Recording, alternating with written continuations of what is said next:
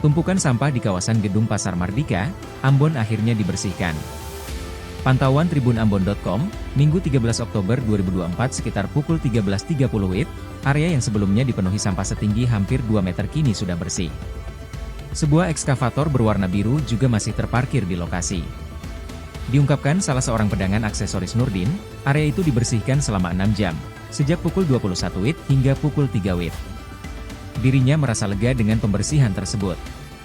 Pasalnya, para pedagang lainnya dan pembeli tidak lagi terganggu dengan aroma busuk yang sebelumnya sangat mengganggu aktivitas berdagangnya.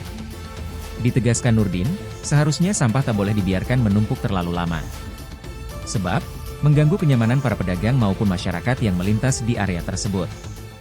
Memang di sini diperuntukkan memang untuk tempat sampah, tapi memang di sini kalau berbulan-bulan baru diangkat, kita memang rasa aromanya itu memang kurang menyenangkan. Tapi apa boleh buat, kalau bagusnya sih dari pemerintah yang berbulan-bulan sudah angkat lah, istilahnya minimal 10 hari lebih angkat supaya tidak menimbulkan area-area kita cium-cium baunya ini. Kalau lama kan pasti akan merasa bau begitu. Tapi Pak, saat sudah dibersihkan kayak gini Pak, tadi malam bersih di jam berapa Pak? Tadi malam itu dibersihkan, alat datang jam 9. Dan jam 9 alat sudah mulai kerja.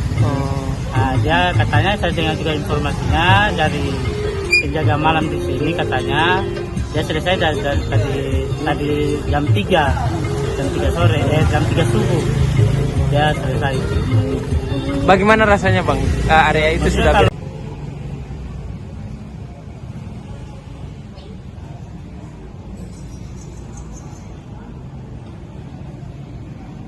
Download Tribun X sekarang, menghadirkan lokal menjadi Indonesia.